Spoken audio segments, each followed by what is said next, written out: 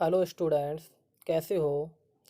आज से हम class 10th CBSE NCERT science का चैप्टर नंबर 10 जिसका नेम है light reflection and refraction discuss करने जा रहे हैं।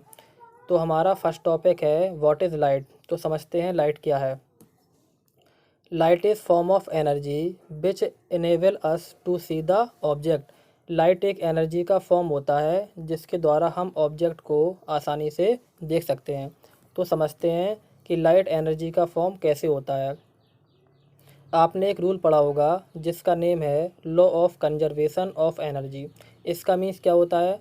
इसका मीन्स होता है कि एनर्जी को ना तो क्रिएट कर सकते हैं और ना ही डिस्ट्रॉय कर सकते हैं, बट एनर्जी को एक फॉर्म से दूसरे फॉर्म में चेंज कर सकते हैं। ये हमारा कौन सा रूल होता है।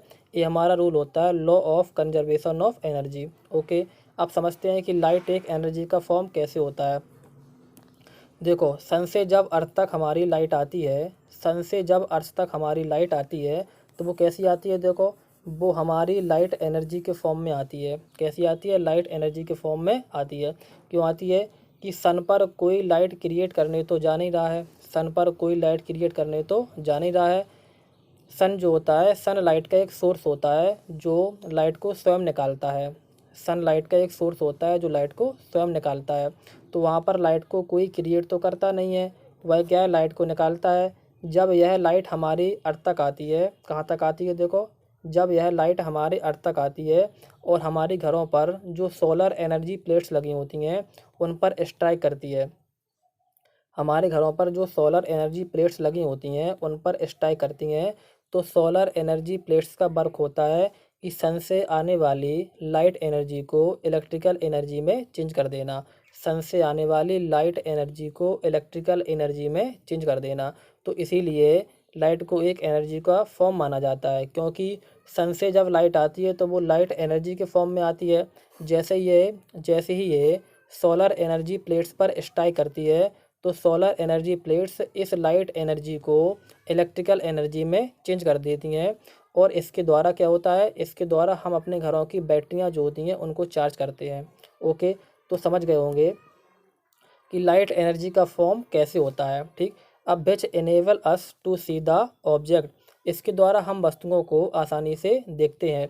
ये सब कोई जानता है कि जब अंधेरे रूम में लाइट नहीं होती है तो हम कोई भी ऑब्जेक्ट को नहीं देख पाते हैं, लेकिन जैसे ही हम लाइट को ओपन करते हैं तो हम आसानी से सभी ऑब्जेक्ट्स को देख सकते हैं। इसीलिए लाइट को एक एनर्जी का फॉर्म भी माना जाता है और उसके द्वारा हम वस्तुओं को यानी कि ऑब्जेक्ट्स को आसानी से देख सकते हैं। ठीक, नेक्स्ट हमारा टॉपिक है प्रॉपर्टीज़ ऑफ लाइट क्या क्या है। नेक्स्ट हमारा टॉपिक है प्रॉपर्टीज़ ऑफ लाइट क्या क्या है। तो समझते हैं। इसमें हमारा फर्स्ट पॉइंट है कि light tends to travel in straight line. यानी कि लाइट जो होती है वो हमेशा एक स्ट्रेट लाइन में ट्रैवल करती है। कैसे करती है, स्ट्रेट लाइन में।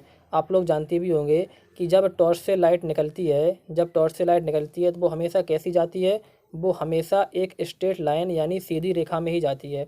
कैसी जाती है, देखो स्ट्रेट लाइन में जाती है।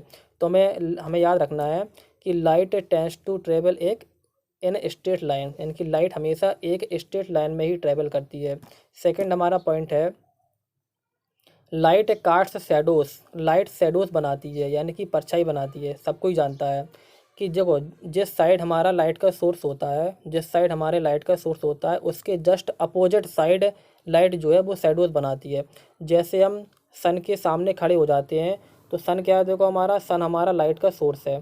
सन हमारा क्या है, लाइट का सोर्स है। तो जब हम सन के सामने खड़े हो जाते हैं तो जस्ट सन के अपोजिट साइड हमारी शैडो बनती है। क्या बनती है, शैडो बनती है।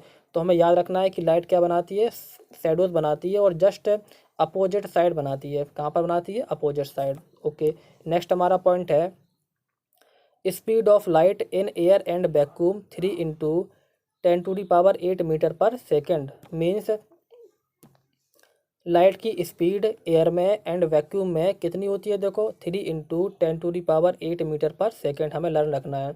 एयर का मीन्स क्या होता है, वायु होती है। वैक्यूम का मीन्स क्या होता है, वैक्यूम का मीन्स होता है जहाँ पर एयर ना हो। जहाँ पर एयर ना हो नहीं होती है उसे हम वैक्यूम कहते हैं। तो हमें लर्न करके रखना है, ठीक है, कि लाइट की स्पीड एयर में एंड वैक्यूम में कितनी होती है, 3 × 10⁸ मीटर पर सेकेंड होती है। नेक्स्ट हमारा पॉइंट है it has dual nature, it has dual nature. Light जो है वो दो नेचर की होती है, लाइट डुअल नेचर की होती है। कौन कौन सी नेचर की होती है? पहला हमारा नेचर है कि लाइट जो है वो पार्टिकल्स के फॉर्म में होती है। कैसी होती है? पार्टिकल्स के फॉर्म में, यानी कि कणों के फॉर्म में होती है। और सेकंड हमारा नेचर क्या है लाइट का? सेकंड हमारा लाइट का नेचर है कि लाइट वेव के फॉर्म में होती है। कैसी होती है? वेव के फॉर्म में। पहला हमारा नेचर है कि पार्टिकल्स के फॉर्म में होती है। सेकंड हमारा नेचर क्या है? देखो, वेव के फॉर्म में होती है। वेव का हम पूरी जानकारी क्लास 12th में करेंगे। कहाँ पर करेंगे? क्लास 12th में। अभी हमारे 10th के कोर्स में वेव के बारे में नहीं है, पार्टिकल्स के बारे में है। किसके बारे में है? पार्टिकल्स के बारे में।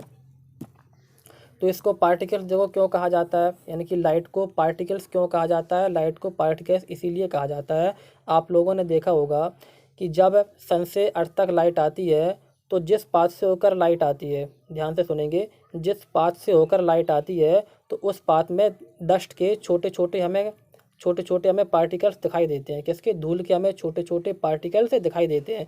आप कभी गौर करना, जब सन से लाइट हमारी अर्थ तक आती है तो उसकी जो वे होता है, यानी कि पाथ होता है, उस पाथ में हमें डस्ट के छोटे छोटे पार्टिकल्स दिखाई देते हैं।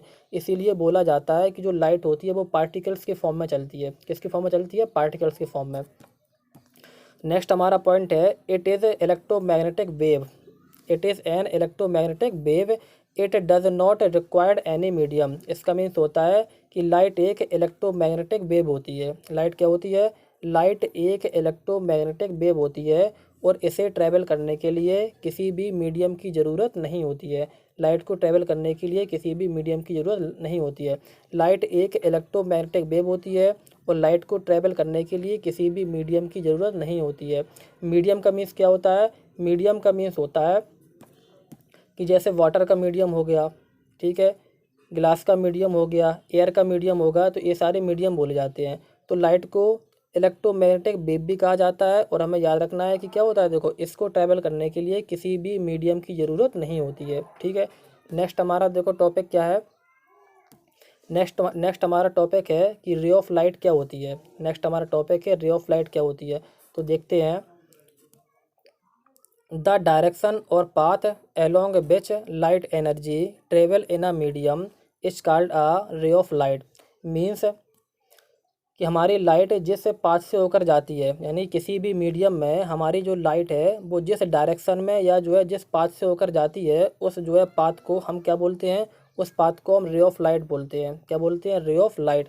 यानी कि किसी भी माध्यम में, जैसे एयर का मीडियम हो गया, माध्यम मीन्स क्या होता है? मीडियम। एयर का मीडियम हो गया, गिलास का मीडियम हो गया, वाटर का मीडियम होगा, और कई सारे मीडियम होते हैं। तो क्या होता है कि मीडियम में हमारी जो लाइट होती है वो जिस पाथ से होकर जाती है, जिस पाथ से मतलब क्या होता है, जिस पाथ से ट्रेवल करती है, उस हम पाथ को क्या बोलते हैं? रे ऑफ लाइट बोलते हैं। जिस पाथ से ट्रेवल करती है उस पाथ को हम रे ऑफ लाइट बोलते हैं। और हमें यह भी याद रखना है, कि जो लाइट होती है, लाइट को क्या होता है, देखो, एक जो रे ऑफ लाइट होती है, रे ऑफ लाइट को एक एरो लगाकर हम रिप्रेजेंट करते हैं। क्या करते हैं? रे ऑफ लाइट को हम एरो लगाकर रिप्रेजेंट करते हैं। एरो क्या बताता है? एरो जो है वो लाइट की डायरेक्शन बताती है। क्या बताता है? एरो जो होता है वो लाइट की डायरेक्शन को बताता है कि लाइट किस डायरेक्शन में जा रही है, लाइट किस डायरेक्शन में जा रही है। ठीक है, आगे बढ़ते हैं। नेक्स्ट हमारा टॉपिक क्या है, देखो, ये बना हुआ है, देखो, ठीक है, रे ऑफ लाइट का जो फिगर है वो बना हुआ है, जो क्या है, देखो, एरो है, और जी हमारी क्या है, देखो, लाइट की लाइन है, यानी कि लाइट क्या है, देखो, स्ट्रेट लाइन में होकर जाती है। नेक्स्ट हमारा टॉपिक क्या है, देखो, नेक्स्ट हमारा टॉपिक है कि बीम ऑफ लाइट क्या होती है। नेक्स्ट हमारा टॉपिक क्या है? बीम ऑफ लाइट क्या होती है। तो देखते हैं, देखो, a group of light rays is called a beam of light, यानी कि बहुत सारी जो लाइट्स का ग्रुप होता है, बहुत सारी लाइट रेस का जो ग्रुप होता है उसे हम क्या बोलते हैं? बीम ऑफ लाइट बोलते हैं। ओके, यानी कि बहुत सारी जो लाइट्स का ग्रुप होता है, बहुत सारी लाइट्स का जो ग्रुप होता है उसे हम क्या बोलते हैं? देखो, बीम ऑफ लाइट बोलते हैं। जैसे एक लाइट हमारी जे ट्रेवल कर रही है, एक लाइट हमारी जे ट्रेवल कर रही है, और एक लाइट हमारी जे ट्रेवल कर रही है। तो बहुत सारी जब लाइट्स का ग्रुप होता है तो इस ग्रुप को हम क्या बोलते हैं? देखो, इस ग्रुप को हम बीम ऑफ लाइट बोलते हैं। लेकिन हमें इसमें ध्यान रखना है कि जो लाइट होती है बीम ऑफ लाइट में, जो हमारी ग्रुप ऑफ लाइट्स होती हैं वो किसी एक ही डायरेक्शन में चलती हैं। कहाँ पर चलती हैं? देखो, एक ही डायरेक्शन में ट्रैवल करती हैं। बीम ऑफ लाइट्स में हमें याद रखना है कि जो हमारी लाइट्स का ग्रुप होता है वो किसी एक ही डायरेक्शन में ट्रैवल करता है। ठीक है, आगे बढ़ते हैं। तो और हमारा जो बीम ऑफ लाइट होता है वो 3 टाइप्स का होता है। कितने टाइप का होता है? जो हमारा बीम ऑफ लाइट्स है वो 3 टाइप्स का होता है। पहला टाइप क्या होता है? देखो, पैरेलल होता है, कन्वर्जेंट होता है और डाइवर्जेंट होता है। ठीक, क्या होता है? पैरेलल होता है, कन्वर्जेंट होता है और डाइवर्जेंट होता है। ठीक, देखते हैं कि ये सारी चीज़ें क्या होती हैं। देखो, जी होता है कन्वर्जेंट, जी होता है डाइवर्जेंट, जी होता है पैरेलल। देखो, जब लाइट्स, बहुत सारी जो लाइट होती हैं, यानी कि लाइट रेस का जो ग्रुप होता है, ध्यान से सुनेंगे, लाइट्स रेस का जो ग्रुप होता है जब किसी एक पॉइंट पर जाकर मिल जाती हैं, यानी कि एक पॉइंट पर जाकर कन्वर्ज हो जाती हैं, इसको हम क्या बोलते हैं? देखो, कन्वर्जेंट बोलते हैं। जब हमारी जो है बहुत सारी लाइट्स का जो ग्रुप होता है, लाइट रेस का जो ग्रुप होता है वो किसी एक पॉइंट पर जाकर जब कन्वर्ज हो जाती हैं, एक पॉइंट पर जाकर जब मिल जाती हैं या एक पॉइंट पर जाकर इकट्ठी हो जाती हैं, तो इसे हम क्या बोलते हैं? देखो, कन्वर्जेंट बोलते हैं। ठीक है, और जब हमारी ग्रुप ऑफ लाइट रेस किसी एक बिंदु से निकलती हैं और फैल जाती हैं, क्या होती हैं? जब हमारी ग्रुप ऑफ लाइट रेस एक पॉइंट से, यानी कि एक पॉइंट से निकलती हैं और फैल जाती हैं, तो इसे हम क्या बोलते हैं? देखो, इसे हम बोलते हैं डाइवर्जेंट। डाइवर्जेंट का मतलब होता है कि देखो, ग्रुप ऑफ लाइट्स जो होती हैं उनका फैलना। कन्वर्जेंट का मतलब होता है कि जो ग्रुप ऑफ लाइट्स होती हैं वो कहीं से आती हैं और एक पॉइंट पर जाकर इकट्ठी हो जाती हैं। कहाँ पर होती हैं? एक पॉइंट पर जाकर इकट्ठी हो जाती हैं। तो जो इकट्ठा होना होता है उससे हम कन्वर्जेंट बोलते हैं, और जो फैलना होता है उससे हम डाइवर्जेंट बोलते हैं। ठीक है, नेक्स्ट हमारा क्या है? देखो, नेक्स्ट हमारा है पैरेलल। नेक्स्ट हमारा क्या है? पैरेलल। यानी कि पैरेलल कौन सी होती हैं? देखो, पैरेलल जो होती हैं, जैसे एक हमारी रे ऑफ लाइट जे जा रही है, एक हमारी ray of light J travel कर रही है, एक हमारी रे ऑफ लाइट जो है वो जे ट्रैवल कर रही है, तो ये हमारी कैसी मानी जाएंगी? ये हमारी पैरेलल मानी जाएंगी। पैरेलल का मतलब होता है कि जो हमारी रे ऑफ लाइट होती हैं उनका जो बीच का डिस्टेंस होता है वो सेम रहना चाहिए। कैसा रहना चाहिए? सेम रहना चाहिए। और उन्हें जो है आगे तक चाहे जितना जो है बढ़ाया जाए, यानी कि रे ऑफ लाइट होती हैं उन्हें हम आगे तक चाहे जितना बढ़ाते जाएं वो कहीं पर भी मिलनी नहीं चाहिए, वो कहीं पर भी मिलनी नहीं चाहिए। और जो हमारी रे, देखो, जी हमारी एक लाइट की रे है, जी हमारी एक लाइट की रे है, जी हमारी एक लाइट की रे है, तो उनके बीच का जो डिस्टेंस है वो हमेशा कैसा रहना चाहिए? समान, यानी कि सेम रहना चाहिए। जो उनके बीच का डिस्टेंस है वो सेम रहना चाहिए और वो कभी भी मिलनी नहीं चाहिए। उन्हें आगे चाहे जितना हम बढ़ाएं वो कभी भी मिलनी नहीं चाहिए। ऐसी जो लाइट की रेस होती हैं हम उन्हें क्या बोलते हैं? देखो, पैरेलल बोलते हैं। क्या बोलते हैं? पैरेलल। ठीक है, तो आज के लिए इतना ही। Thank you.